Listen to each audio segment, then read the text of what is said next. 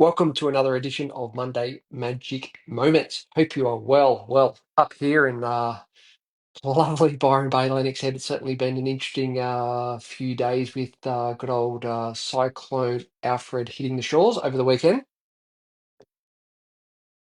Lots of friends and people out there have lost power and so forth. And I wanted to bring it up around how people deal with adversity because it's quite an interesting process, particularly when natural disasters kick in. We've had a few of them up here, that's for sure, from cyclones to floods and everything in between.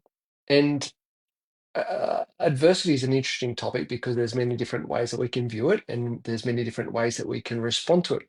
And there's no right or wrong ways; it's just different points of view. Very interesting. So what usually happens is there's a couple of responses that people go through, and I want to share with you, and then some solutions that I found that's helped me personally, and also working with some clients through these traumatic times, and how to get them through this adversity periods of time.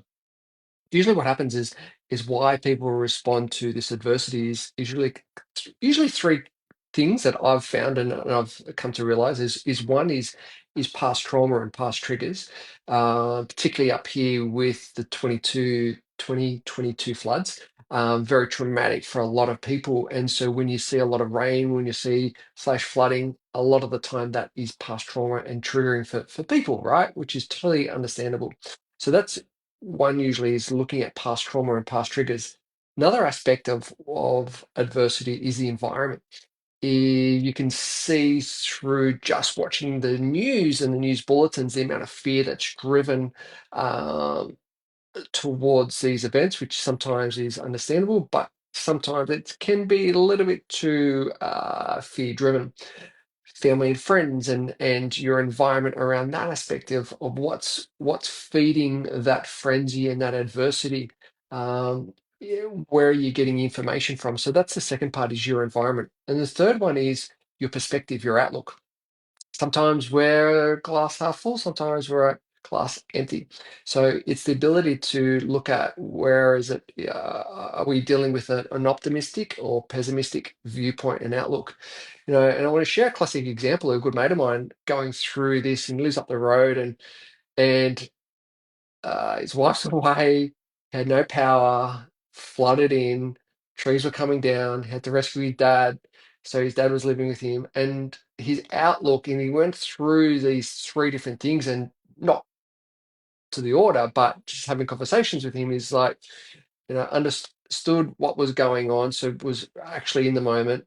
Um, Decreased the viewpoint of where he got his information and surrounded himself with a positive environment. But he himself was an amazing positive outlook where he actually look at this situation of like, okay, what can I learn from this situation and having that time with his dad to actually further build and develop that relationship. So there's three key things, which is beautiful, right? It's a great way to look at some of these traumatic events. So there are three things, solutions and strategies to move forward through these adversities and through these events. Is one is to create that space to start to what I like to go view, like zoom out of the situation. Sometimes we can get stuck into the TV, sometimes we can get stuck in mindless scrolling just to pass the time. But to actually create the space and the first thing is what is actually triggering me. Look at some of the things of what specifically around this adversity is triggering me. What am I saying to myself? Is it true or is it false or is it just a narrative that we're playing out in our head? And what are the actual facts about this adversity that is triggering in my own mind? So that's the first thing, is creating a space and just to look at those questions and actually unpack that. The second is to actually look at the environmental checklist. So where are you getting information from, and are you looking at the facts and figures? Is that information factual? Is that information relevant? And is that information solution based rather than just saying the same thing over and over again? It was quite interesting for me personally, looking at when I was tuning into the TV and getting the updates, it's the same thing. So I was like, you know what? Why don't you just do morning and afternoon? You don't have to be on it every half an hour, every hour to get in the latest updates. So it's really quite interesting. And looking at where are the apps, for example, that are providing you the factual information and not the emotional hyped up information. So that's the second thing is that environmental checklist. The third thing is looking at your outlook and being aware of what is specifically your outlook. Are you coming from a more of an optimistic viewpoint? And when we're coming from a more of an optimistic viewpoint, usually those viewpoints are forward thinking. There's looking at what are my options, what are my solutions, and what is the best solution that I can do to start to action, move forward, rather than sitting in this vortex and pessimistic and the what ifs and the what ifs and what ifs. It's great to understand what are the options, but when we get caught into that narrative and that story of you will start to spin and you actually don't move forward.